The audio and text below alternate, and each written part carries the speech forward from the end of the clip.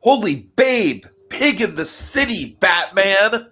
Tiki here, and I have been watching through each and every episode of Batman, the animated series, for the first time. But alas, I have finished with all of Batman's titular adventures and have gone on to a broader frontier. Dragon, tell them why we're here.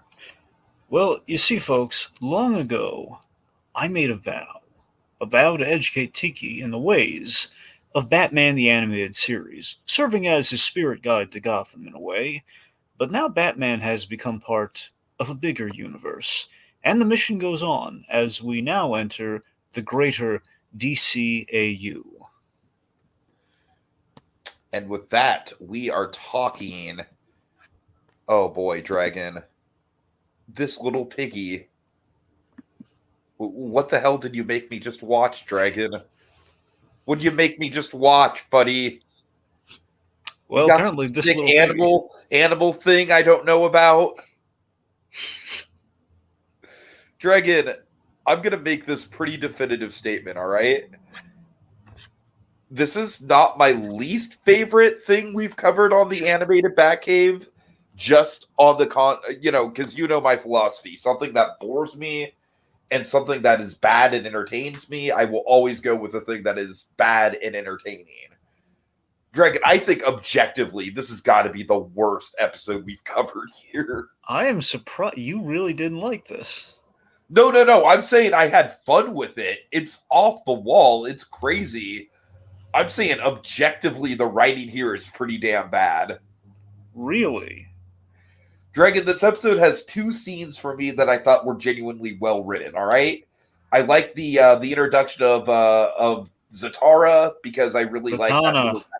Zatara's her father. It's Zatanna. Zatanna. Sorry. I really like the magic trick she does with the giant hand and everything. That was cool. And I dug the Medusa scene. I'm all for some good Medusa rep.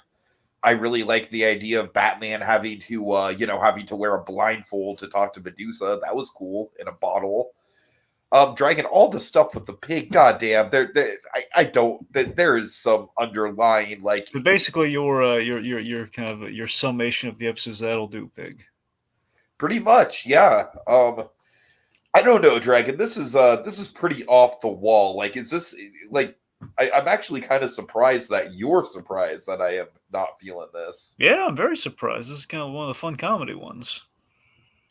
But is it known as a good episode, though? I mean, no. Well, it's iconic for the ending, but it's aside from that, it's kind of the fun one. All right. I mean, I don't know, Dragon. Like, look, it's not. I'm not saying it's top tier, but it's very memorable for how kind of off the wall and just kind of fun a premise it is. But yeah, it's I'm not saying it's not fun. It is definitely fun. I mean, it's not supposed to be like top tier, like upper echelon take. It's just supposed to be a fun one. Okay. Yeah. Atonk Beast is here. He says at this point, Batman might be in his 30s or 40s. Yeah, in terms of Batman's age range, I mean, I think so. Batman is I believe technically 33, but the very least early to mid 30s in Batman the Animated Series. Oh dear God, that means I'm rapidly approaching being the same age as Batman. Well, again, there's the idea of Batman. Basically, the way Dini kind of looks at Paul Dini looks at Batman is kind of like the animated series, kind of like the Jesus years. It's like kind of the third. He's in his 30s, Uh-huh. So that's kind of the premise of like, okay, so that's kind of basically a solo Batman is in his 30s, like the year one Batman is like 25, and but roughly, I mean, like basically he's kind of like Batman, like going around the globe and everything. He's in his kind of his 20s. Point being, when he has Robins, that's when things get complicated. Like I think traditionally, when he has all the Robins, he's like in his 40s. I think that's kind of the usual math. And Dark Knight Returns is like in the 50s, and Batman Beyond is Batman by age 80. So, yeah. Okay. Anyway.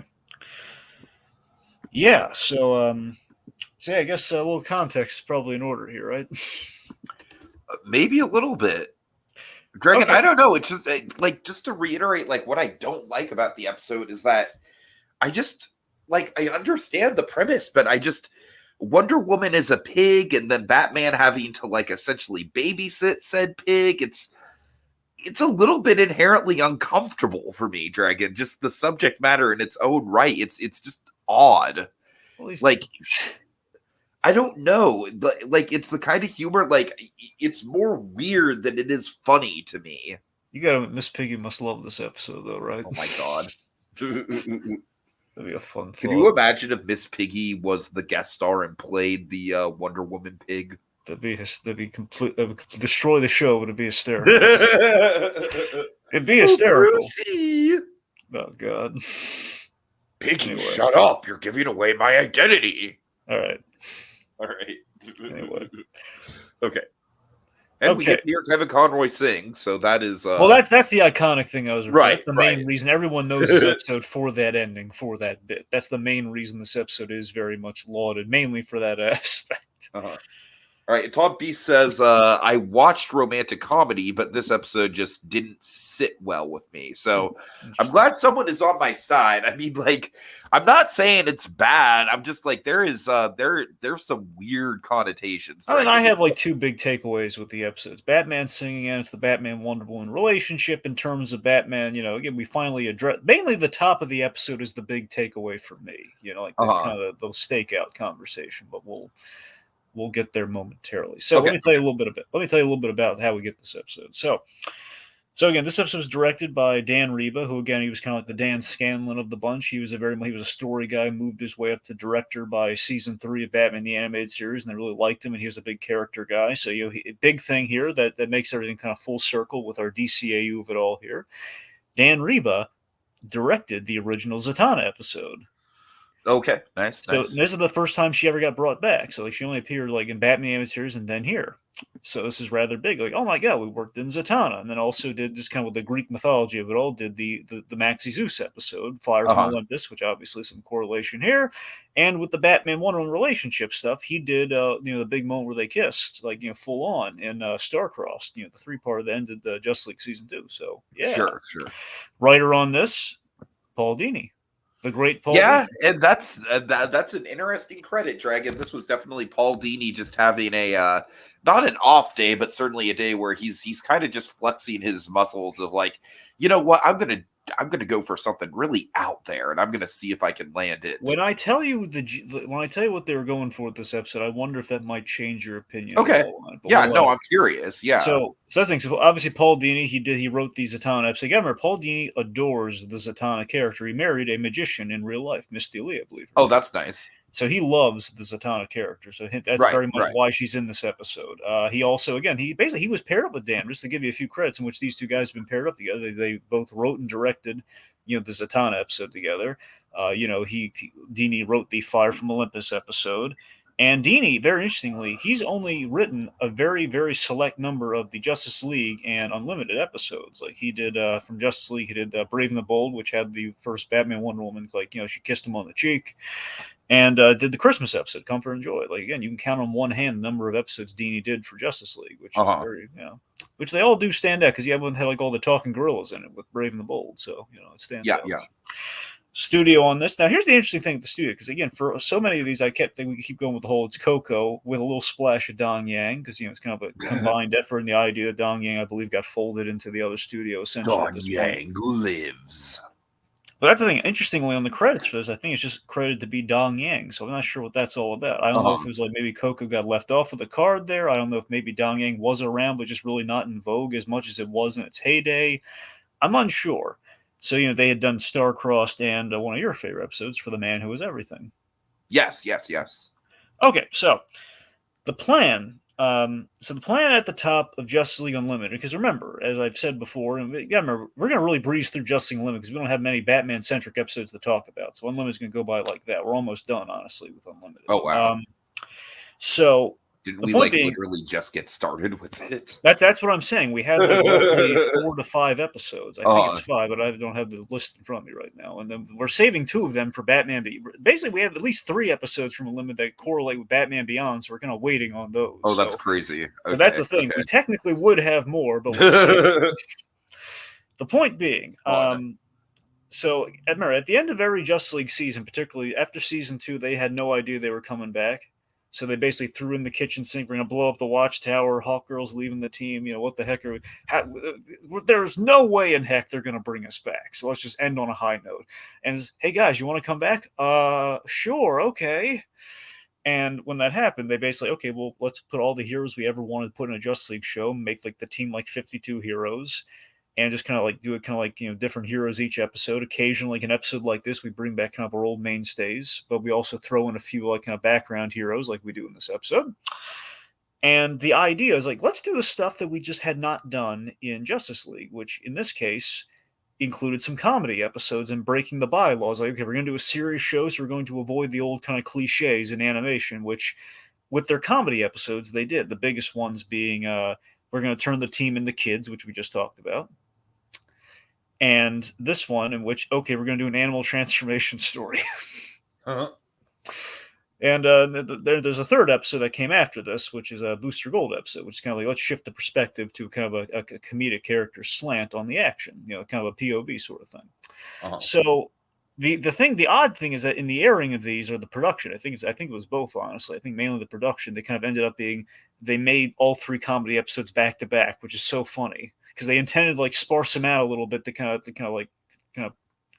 pad the season a little bit, because it's a really serious.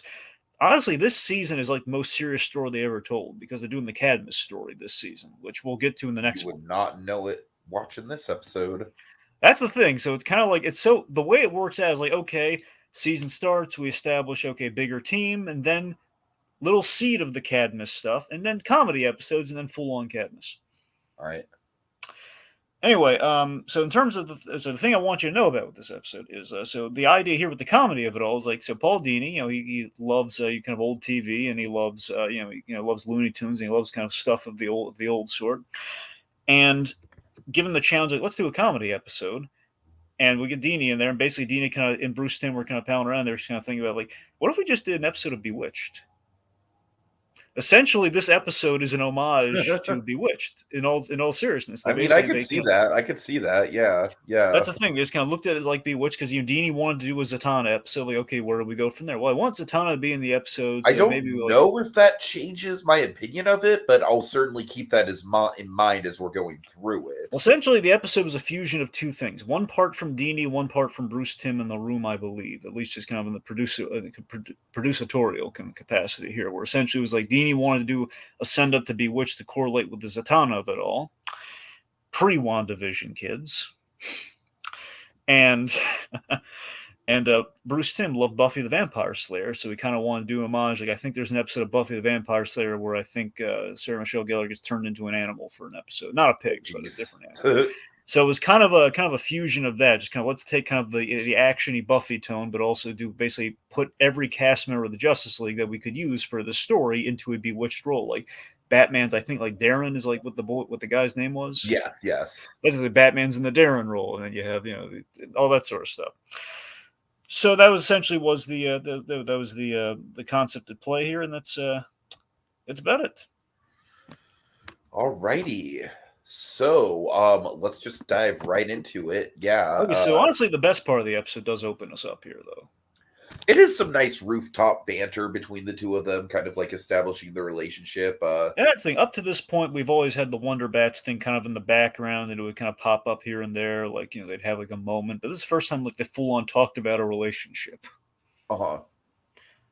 So they're doing a stakeout of the Iceberg Lounge, and they're watching all the people come in and out. And Wonder Woman's posing the question: do you ever wonder? Do you ever just want to be down there among the people? And Batman, I'm down there all I need to be. No, I'm not talking about going down there as a job. That's what you do. I'm talking about going down there and having some fun. Yeah, so basically, she's very much kind of like in a coded way. Where she's sort of like, let's all right, no dating Batman for the Batman. just, man, this is a cold fucking like hard no, dude. I love this scene so much. So this is Dini writing at its finest. This kind of reminds me of like how Linkara writes Batman, like when he makes fun of him. Well, still, this is like Dini relationship and just kind of like writing at its finest here, where it's like Batman's kind of lays it out very in character, like no dating for the Batman. We cut into your brooding time, which leads to a sarcastic response from the Batman here. At the very least, kind of like a kind of a clinical response, like Can I do it? Oh, sure, yeah, go on, yeah. Yeah, 1 Dating within the team always leads to disaster. Justice League season 2 with the whole Green Lantern Shire thing. 2, you're a princess from a society of immortals. I'm a rich kid with issues. Lots Lots of of issues. issues. And 3, if my enemies knew I had someone special, they wouldn't rest until they got it to me through her. And then she just crushes this little gargoyle statue with this great Next. line. That's perfect Dini writing right there. It's like next, like yeah, okay, Batman 2 out of 3 isn't bad, you know. Right, And right. that's the thing though, where it seems like yeah, this is kind of an interesting thing that Batman does not usually have to worry about. The girlfriend like can't get killed like Rachel Dawes for a change. Sure, sure. Oh man, yeah. Rachel Dawes literally took out Batman for 8 years, dude. Yeah, that's the thing. So no worries there. She'll Right, be safe right. as hounds, my We boy. learned that lesson in the Nolan verse. Anyway, so point being, before Batman can respond to this, he's saved by the bell. You know, the basically by the stakeout. They were told that Intergang is going to steal the Rosetta Stone from this neighboring museum next to the Iceberg Lounge.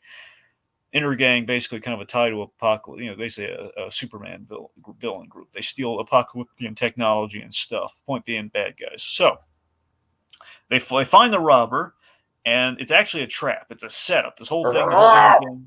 It's a trap, yeah. So this whole thing has been a setup by Cersei. She gave him the bad tip and everything. So basically, Cersei. Sorry. Now Cersei's like a top 3 like Wonder Woman bad guy, by the way. Like I Wonder believe Woman. it. I believe it. I would much rather see Cersei than whatever the hell they did with fucking I want to say Hellcat, but I know it's not Hellcat. Help me out I here. think it's insanely simple. It's Cheetah, man. Cheetah. Okay, there we go. Cheetah. Thank you. Literally, the Thank lady who's a walking cheetah. you. Okay, I'm point just being, saying, Cersei would. I feel like that you could do a lot with her in a Wonder Woman movie. that's like Like Wonder I would Woman. be genuinely excited for that. Like Wonder Woman's main bad guys, like the main 3 female bad guys that Wonder Woman has is Giganta, Cersei, and Cheetah. And Cheetah being the arch foe, but still those 3. Uh Yeah.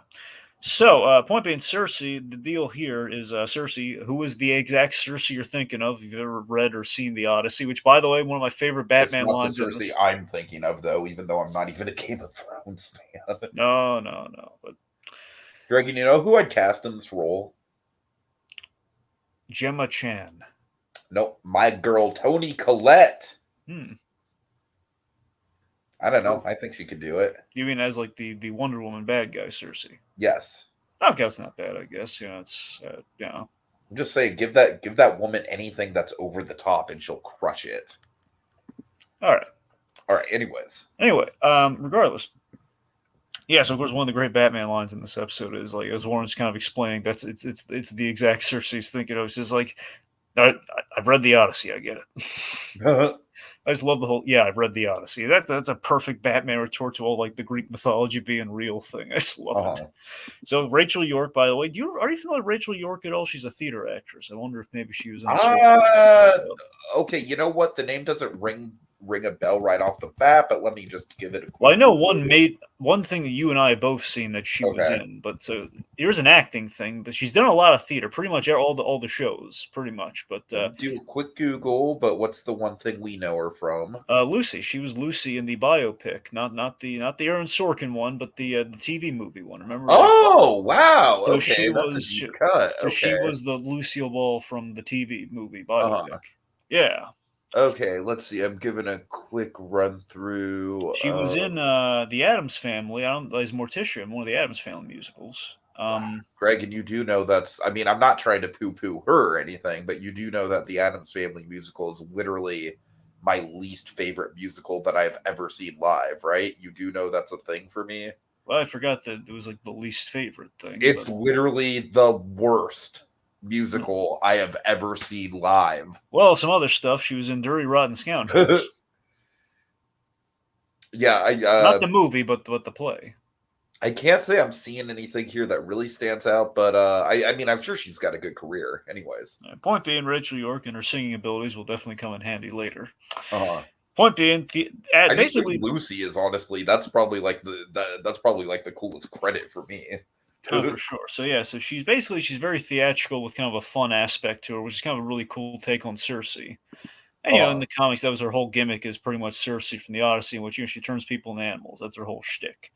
Sure. So we kind of established that here, and that basically she got an early parole from Tartarus. Where basically she swore not to go after Hippolyta, Wonder Woman's mother, but there is a loophole. Didn't say anything about Wonder Woman, who's been the excommunicated Amazon. So yeah. So she basically anyway, she does her thing here. She's like, when I'm done with you, no one's gonna want you, not your mom or your pointy-eared boyfriend. So here's our Bewitched premise, kids. I just love that we cut away from. Hey, I've been turned into a pig. Can I go home? You may go. Is anyone else good? Okay then. So I love that we cut away from what she gets turned into. I don't know if anyone would have it's before the episode title comes up. So a lot of people have been guessing between commercial breaks until you saw the stupid kind of thing they did on JLU, where they gave to be fair, I mean, do you think there was really that much suspense given the? Although I guess back in the day you didn't. Yeah, that's what I mean. Tiki. When it aired for the first time, people would not be able to really see that title. And they do intentionally save the title card until you see her as a pig. So yeah, exactly. I did notice that. Now, all that being great, unfortunately, during JLU, before they fixed this, they did have the spoilery little kind of glimpses in the opening credits. It's unfortunate, but I don't know if we showed the pig. I'm going to assume that we did. Anyway, regardless, so I want to tell you about a deleted scene that did not make the episode. It was really funny. It was before we got to the Zatanna thing. So Dini came up with this really funny idea, and so Batman was basically walking to basically taking Wonder Woman to Zatanna, the pig. Basically, Batman walking down the street holding a pig, about to walk into the theater. And the Joker and his gang. Joker was in the episode for a scene. And was giving his gang and Harley a rallying speech. And essentially about we're going to pull a bank job or something. And then they saw Batman just kind of walking down the street, but have no idea. Oh, Batman's here already. That's it. We're out of here. But Mr. J, no, we're out of here. He's already on to us. We're out. No fun. We're done. All right. Not a whole lot to it, so they kind of cut it. So you can kind of see where it kind of broke down there. Regardless, a little fun fact. So, magic time, Tiki. What's happening? Yeah, so I do really like this magic act. How it's I like the idea that Zatanna, she does most of her magic act through legit, Peppers goes kind of smoke and mirror sort of stuff, but then she pulls out the big guns for the finale dragon. I really like that, just conceptually. Yeah, it's really funny because in Batman the Animated Series, if you recall, she did not use magic, and that's because they wanted to keep the show grounded, and they wanted to they had to, again, they wanted to play it safer. If she came back, perhaps she would have learned more magic and stuff, and essentially that's what they did here. And there's something in between in the tie-in comics where Batman had one more encounter with Zatanna, in which that basically fills in the blank that we have in this episode. You don't need it, but if you wanted to know, okay, so she figured out that John Smith was indeed Bruce Wayne, and then she got an amulet that helped her with magic and stuff. So we kind of, the blanks were filled in. So again, it's good. But yes, so the fact is now we have, I don't know if she's a full-on hero working with the Justice League at this point or not yet, because, it sounds like she knows everyone. It wouldn't surprise me if she's just, hustling. That's the thing. That's kind of the vibe I got. That's the thing. It didn't feel like she was a superhero. It just kind of felt like she was a magician who used magic that Batman knew, and he went to her for help. That's what it felt like. Sure. Because otherwise, why wouldn't Batman go to Dr. Fate? Anyway. Right. So yes, point being, Zatanna's doing her magic act. And of course, Dini loving writing Zatanna here. It's a great stage act, and pulls out pulling a rabbit from the hat in the kind of the metaphorical sense, with a giant hand pulling a guy from the audience, which is nice. So Batman visits her backstage, and I remember these two used to be an item back in the day when Bruce Wayne was touring the was learning. That's another thing I do like about the episode is kind of me, Dragon, and platonic friendships. I like that. I like the respect that Zatanna has here. It's she still really likes him, but she kind of knows her place. She knows that it didn't work out, and she's not going to push it. I don't know. I appreciated that. You don't see that too often. Yeah, it's great. It was young love, and then as they grew up, they just kind of grew apart. So yeah. This is exactly how it worked. Yeah. Anyway, so Batman, he's going to his old friend here, and again, she's at this point she knows that he's Bruce instead of like he gave her a fake name that she always suspected, like obviously an insanely fake name that she knew she and her father knew, like John Smith and everything. So they're close and they're catching up. Is before they can really catch up, Batman needs help. Someone's in trouble, and then we reveal in the Batmobile Wonder Pig. Wonder Pig. Which, by the way, in reference, I'm pretty sure to this episode, that stupid Super Pets movie that's coming out. Oh man, yeah, I was wondering what your take on that was. Oh, I Are hate you that. gonna see it?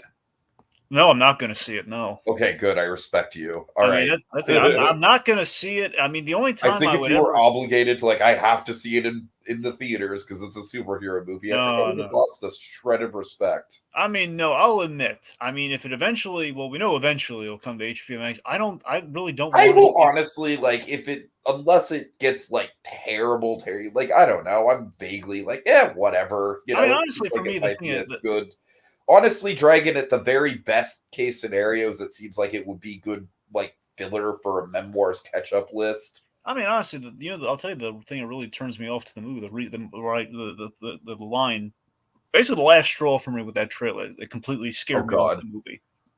Kevin Hart as Ace the Bat Hound's a bad choice. Oh, man. I love Kevin Hart, but him as Ace the Bat Hound, we're doing like some cheap jokes, and the biggest problem is that they made Ace the Bat Hound indestructible. As like Ace the Bat doesn't have a power; he's just cool. Uh huh. Okay, that's the thing that kills the movie for me. It's like I don't want that. All right. Anyways. Point being, in that movie, there is a pig that is the Wonder Woman themed animal, so I believe that is a reference to this episode. Oh, that's funny. So that's like the pig thing really did have a lot of the pig thing did have like this episode did have a lot of longevity in terms of like, okay, well, what animal would Wonder Woman have a kingship with? Well, I guess the pig. She was turned into a pig once. Uh-huh. So regardless, it's the whole reason we brought all that up. So point being, Wonder Woman has been turned into a pig, aka Wonder Pig. Cersei's So MO. can I just say, like, Batman, like, like, petting and being all, like, nice and cuddly with the pig is it's a little uncomfortable. It's He's a little just uncomfortable. reassuring her, so she's I probably know, but like they gave the pig like some food to calm down. They don't want it. I don't know. He's just trying to keep her it's calm. weird. Conceptually, it's weird. I don't know. I don't know what to tell you. It just there's just a part of myself that just can't, like, I don't know. Like, I'm not saying it's like perverted or anything. It's just odd. It's an odd choice, Dragon. They add a layer to the episode. I never thought about this before, but add a layer, perhaps. I think. In addition, like with him doing the petting and stuff, regardless, it's just. I think ultimately there is a takeaway and a connect to the best part of the episode we had early on when she was listing out the 3 reasons and she made that joke about you crushing the statue next. This is kind of Batman being right in the end, where it's like it wasn't necessarily to get to him, but I think Batman holds himself responsible a little bit here. Yeah, you're right. Sure. I mean, I could see that. Because he did kind of lead her into the trap with that stakeout tip, and he probably blames himself a little bit. And it's the third thing, only wasn't to get to him. And I think it's ultimately it shows why Batman fears caring about somebody in the field, where it's going to maybe take him off his game a little, to the point where he's going to be petting a pig. Fair enough. Okay. So let's see. So Zatanna says, "Okay, don't worry, I'll find a way out of this for her and for you." And basically, the fear is Zatanna. Her whole magic. And this is really funny. By all of Zatanna's spells, very easy way. You don't need to know a lot of magic. You know why? Every single one of her spells are just words backwards. Oh, that's fun. And if you look at the subtitles, you can absolutely read them too. Literally, that's how her magic works. She just says them backwards. So exactly what she wants to happen. And you know what? That's a lot better than Harry Potter, and they're just like ridiculous, like made up spell words. I like that approach. Yeah, I think Dini always does that when he writes Zatanna too. He just does the backwards, kind of word thing. Like Constantine's the complicated, like hell magic and everything. Right. Sure. Yeah. But point being, because Cersei's like the age-old kind of Greek goddess, her magic really will not be able to undo like kind of like a god tier magic. So unfortunately, Cersei. Point being, they can't. Only Cersei's going to be able to undo this. How they're going to get her to undo it, that's best saved for Act 3. God only knows what Cersei's up to right now. Yep. Cut to Lulu's back in town. So the idea is that, is she like running a nightclub or what's going on? Is that? Well, yeah, it's like it's kind of Cersei is kind of the kind of doing her, kind of channeling her inner Broadway singer. The idea is she always wanted to sing like the siren, so she kind of built a nightclub. Okay, but like, is it her nightclub or like? No, no, it's an existing nightclub. So I feel like the nightclub element of the episode I just feel like could have been explained a little bit more Well, clearly. they did lay it out quite later on in the episode though, Tiki, but we'll get All there. right. But Yeah, I point mean, as being, far as the musical numbers go, like obviously hearing Conroy sing is a delight. We'll get there, but I don't know. Like some of this stuff is a little bit feels a little padded. I mean, maybe, but we're kind of so Batman singing doesn't come out completely out of nowhere. Okay, I Cersei's guess got a so. musical. Yeah, that's a good point. She's got a musical gimmick, and I do like the idea that we're using like Warner Bros. I think we're using like Warner owned songs. I think just like pulling from the deep library. As Anyway, Warner tends to do. yeah. So let's see. So we go to a magic curio shop. So basically, we can do a locator spell. And we have a character, an old school character actor, Jack Carter, doing the. He was like an old school comedian, like on the Milton Berle level, Uh-huh. Uh-huh. playing Sid here, and it's kind of a cool throwback. But it keeps in with the Bewitched tone, which I really like with the episode. No, yeah, it's just kind of like the weird eccentric shopkeep. Yeah, yeah. So anyway, so we have this. Basically, need like a chimera scale so they can track Cersei, and because chimera isn't chimera like changing and stuff, isn't that the whole deal with the chimera? I Or is the don't know, chimera? Dragon. All right, all right. I took a shot. I took a shot. Everything I know about Greek myths, I basically know from either Hercules or Hades Town, and I don't think that god is in Hercules, and I know they're not in Hades Town, so I don't know what to tell you.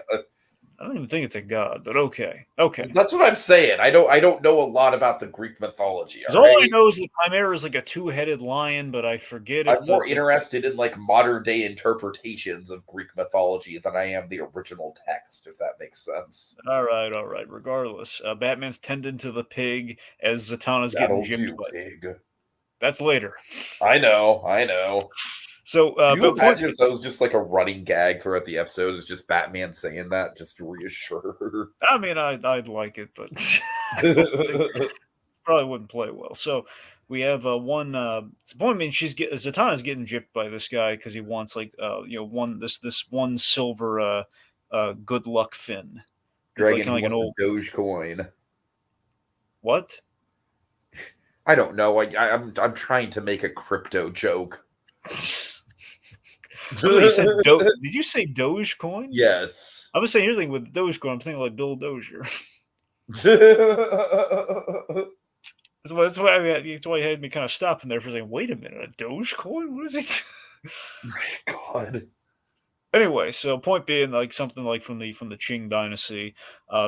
Point being, let's see. So this guy's like the only one who deals in this dimension who has what they need. So she has to pay him exactly what he wants here. And the locator spell, it's a bust, no luck, and the magic spooks the pig.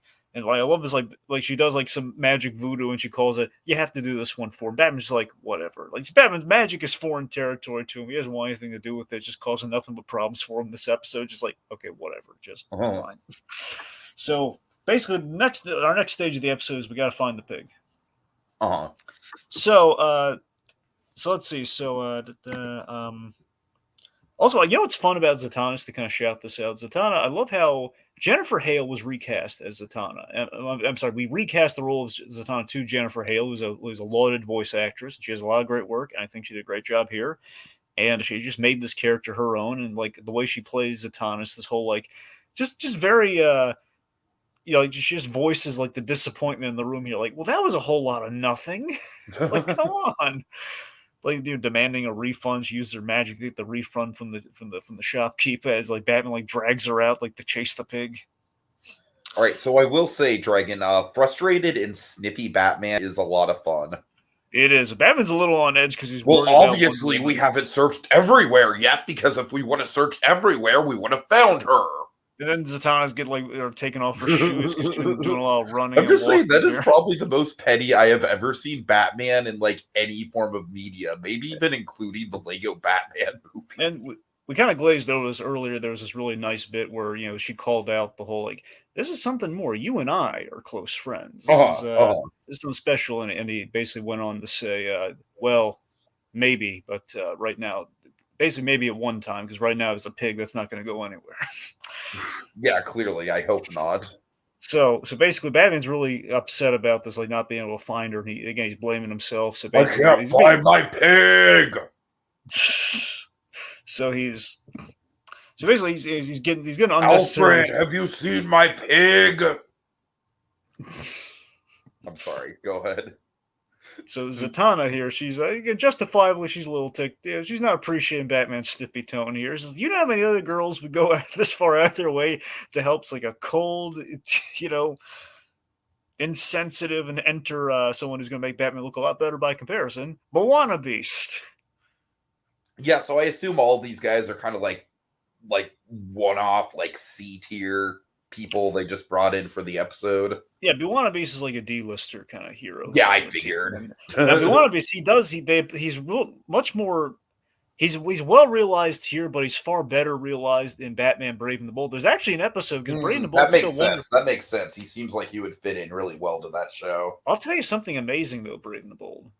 They actually made you care about Bewana Beast because there's like I can see it. There's like an episode they show. Here's the thing: Bewana Beast, you don't get to see his power, and he has a power that's insane. It's a really great power. Beyond just the talking to animals thing. Yeah, he talks to animals and he's a tracker. But the third part is the thing they weren't able to work into the episode because this would have not made a lot of sense. He can splice animals. That's his big power. Ooh. Like the main example, like rhino chicken or gorilla hippo. Uh-huh. Like you could take two animals and use his power to mix them together Right, and like what ride about them. a pig and an elephant? Exactly. He can do that. Pig and an elephant DNA just don't spice.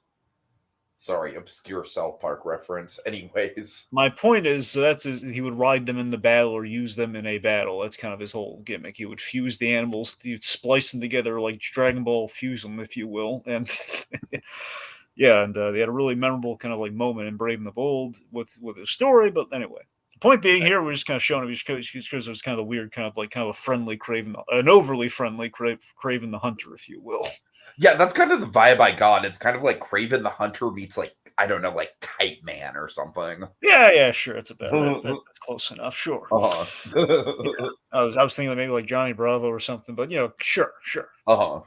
Point being, is there really that much difference between Kite Man and Johnny Bravo? Personality-wise?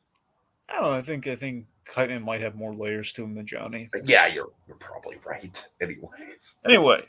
Well, yeah, what are the deep layers of the Johnny Bravo character? There are some layers, but not a whole lot. There's like 2 layers, not much else. It's just like him being a mama's boy is about the deepest we get. That's what I mean. That's like those are the 2 layers. Ladies man, and ladies man. He's a good son. Right. Anyways. Okay. Point being, Moana Beast shows up and he's looking her up and down like it's like Moana Beast. How are you? This is like my legs are fine, as is the rest of me. Up here, please. Okay. So point being, Batman a little desperate right now. He's instigated a small search party to find the pig. Very small circle, which includes a lot of and again, this is like the thing of Unlimited, where they basically wanted to show before they could really do a lot of stuff with them. Like, hey, let's show all the 52 characters we have at the obscure DC here. So we had Red Tornado saying Sue, he's a robot. Sweet. We got Elongated Man, who's essentially the poor man's Mr. Fantastic. Yeah, I got that vibe. Honestly, he's the less interesting Plastic Man. They couldn't clear Plastic Man legally. So I believe they couldn't get away with Plastic Man legally, so they're stuck with Elongated Man, who's on the Flash, and then, well, anyway. Point being, he had a fun bit. They did some fun stuff with him in Justice League, because the idea is he was buddies with the Flash, and the Flash would let you make. Anyway, I don't want to bore you with details. Regardless, he's holding up signs like, "Have you seen this pig?" And then we have the most obscure of the bunch of all these heroes, the Crimson Avenger. Yes, voiced by Kevin Conroy.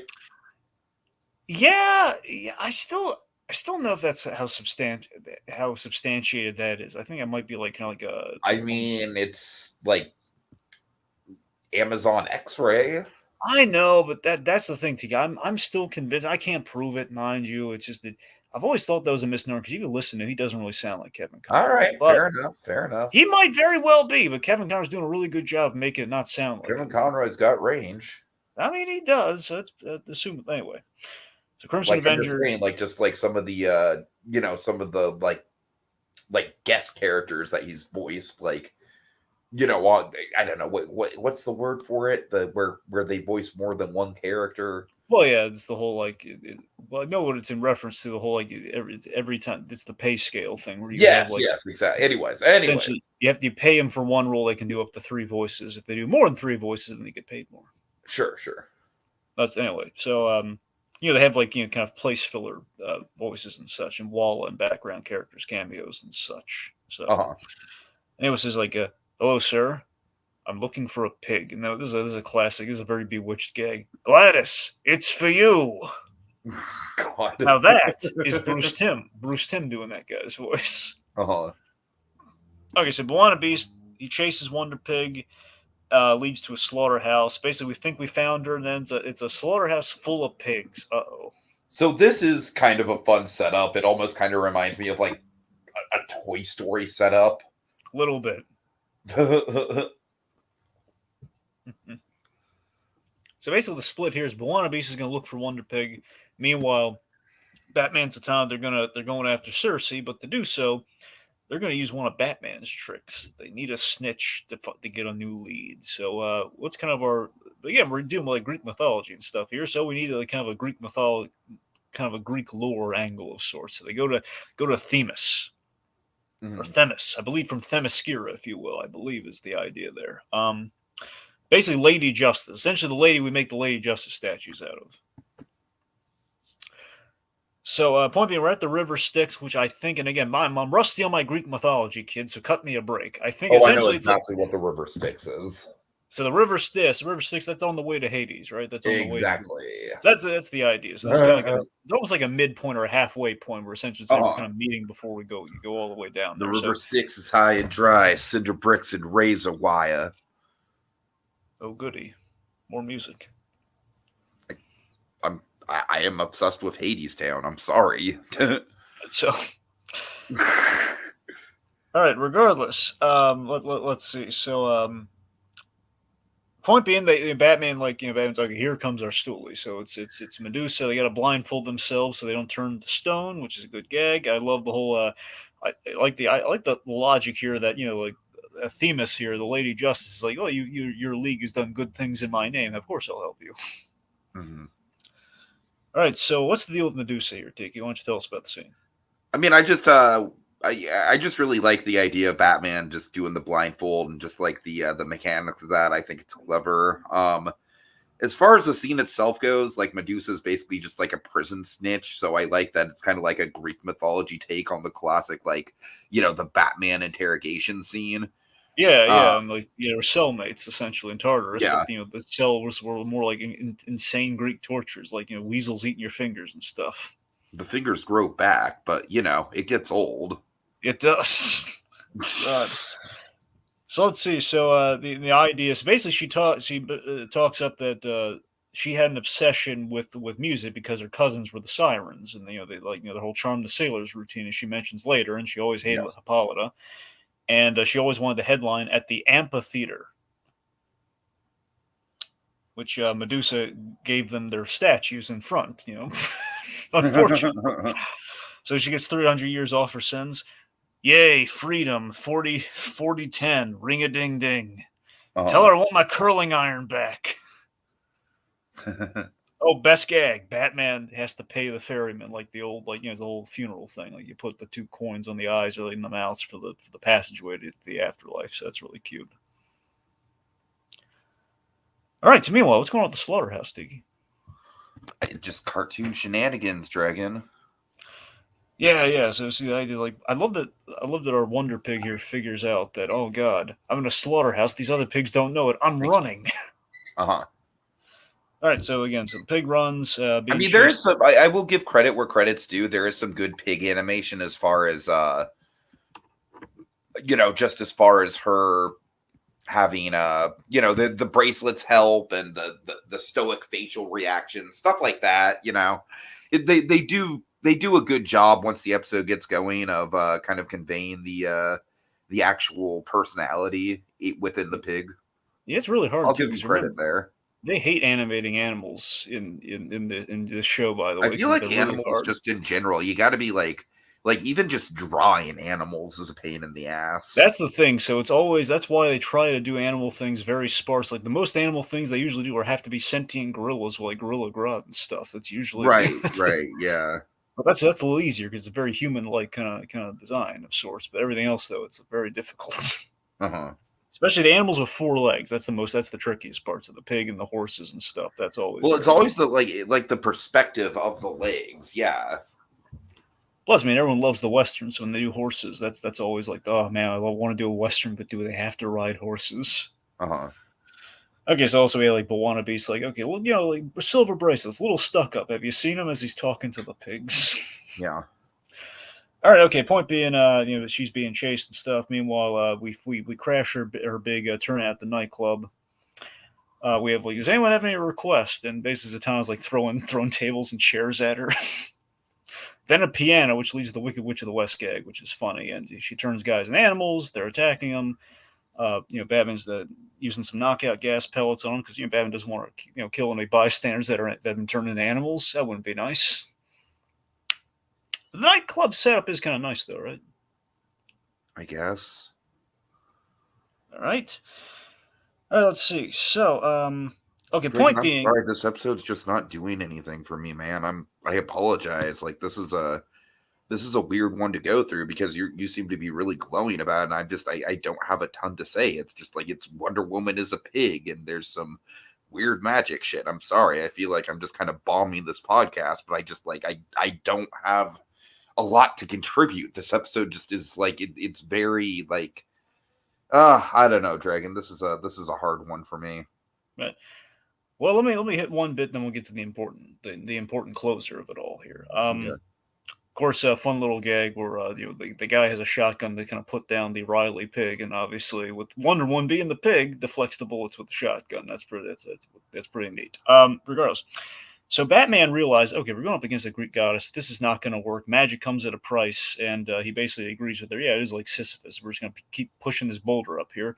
What do you want? He basically strikes a bargain, almost like Doctor Strange, strikes a bargain with the Greek goddess here. What do you want so you can turn her back and everything, undo all this? Mm-hmm. So then she just kind of hypes up the whole, I want something very precious and hard to see. You think she's talking about like unmasking himself or something. That's at least what I thought the very first time I saw the episode. Son, you tried very hard to conceal. You can never regain again, all this stuff, which leads to Am I Blue?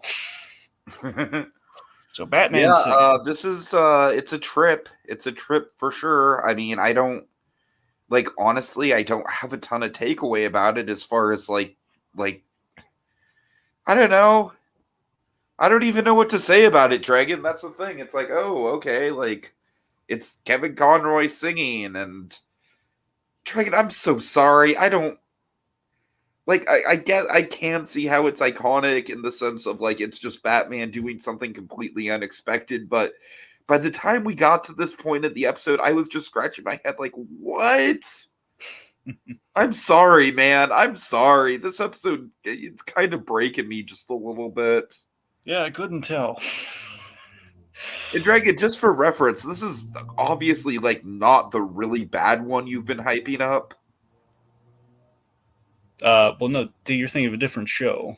Oh, I'm thinking of Joker vlogs, aren't I? Yeah, that's what you're thinking of. Okay, my bad, my bad. Yeah, this is just I don't know. The main thing I want to highlight here is that Kevin Conroy trained the theatrical actor, and they found an opportunity for him to sing. And there's actually one other spot in the entirety of the animated series where he does sing, which we haven't gotten to yet. So that's what inspired them to let's have him sing here. Let's do it here. So I don't know. It's just kind of fun, and again, it's we have a really good rationale. The idea that he staked out like Penguin after kidnapping a singer, and he heard this song so many times, he actually was able to kind of pick it up and learn how to sing it. And Batman, Yeah, of that course. is fun, I guess. And we had a really nice beat here where Zatanna is like, "Is there anything you can't do?" And they're all really moved by it, and they're crying because how beautiful it is. But Okay, you know what? That's the beat right there, Dragon. God, there's such a disconnect between you and me where it's like the crying stuff. It is a weird sense of humor to me. Like this whole episode, it just feels off to me. Like I don't know, like the crying bit, like it felt too over the top. I didn't even really get the humor of it. I'm sorry. Well, I don't know. I guess. Well, yeah, I think the tone is kind of set when we turn a character into a pig. So I think the rules kind of go out the window at a certain point. I think with the But episode. that's what I'm saying though. This episode feels like a treehouse of horror or something.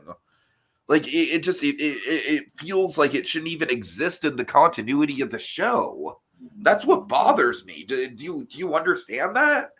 I mean, I think so. I mean, yeah, I get what you're saying. It's just I don't know. I mean, the idea that Batman is Everything just is just like weird and heightened, and it does not, like, it honestly feels like more of a Brave and the Bold episode. You mentioned that before, but I haven't seen much of Brave and the Bold, but I get the general gist of it. And honestly, just the general situation here, the sense of humor, the bringing in the obscure characters, it all feels like it would play better in a show that's a bit lighter on tone like I mean, that Tiki, show. I hear your point. I don't think you're wrong, but ultimately, I think why it passes for me at least. I think is because Cersei is like too powerful a character, and if we have to ground her in some way so she can be defeated, and with the way we went about it, here's okay, we're going to build to a Do gag, and you that's think going to it's be how just like we. I'm not familiar with comic book Cersei, so I'm not like into the minutia of that? Do you think that's the problem? No, I just think I don't know much about Cersei. Again, I think we're on the same level. What we know about Cersei just turns people into animals based on the Odyssey. That's really her whole shtick here. I Uh-huh. just think that's a powerful character.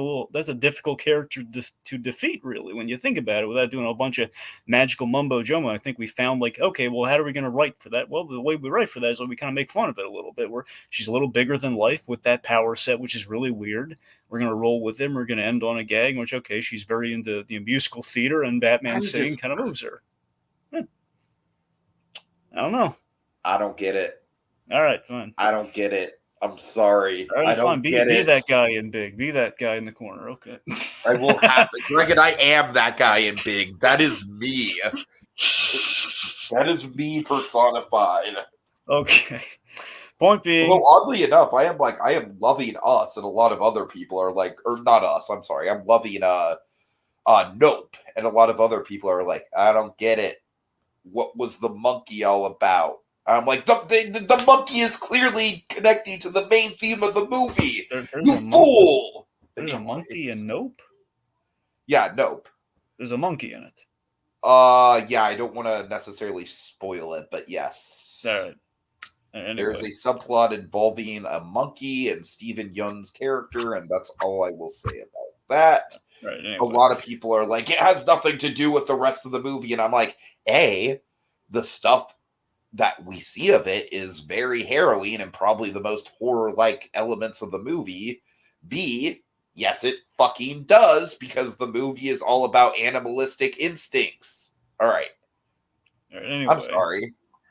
So Point being, they kind of cuts. It's kind of to the wire. Wonder Woman's about to be turned into bacon after they have all that'll do pig line. She's on the conveyor belt, and of course, Batman did a singing thing. Deal's a deal.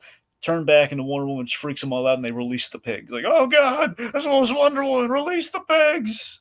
And then we have just kind of our coda here at the end, which again, this one's full, and that's what I'm saying, Tika. Ultimately, it's like we're doing a Bewitched episode, so it's going to be silly, and we're playing with the tone. I don't know. I So, understand the Bewitched thing. I just don't understand why we had to do it in the context of Justice League, especially when apparently the season is like super dark. that's the thing. They were trying to lighten it up a little bit before things got really dark, and I don't. I mean, that's fair, but this is like so light that it's blinding. All right. Did you like So that? Did you Batman. like the Bane reference? Do you get it? Yeah. No. I understand it, Tika. Thank you. Yes. All right. I'm familiar with the character of Bane and the things that he says. Point being, Batman and Wonder Woman are in the Watchtower, and we have kind of a cutesy bit here where he's like, well, yeah, he's like, kind of a little hazy, but I do remember essentially what happened there leading up to. Is just anything important happen?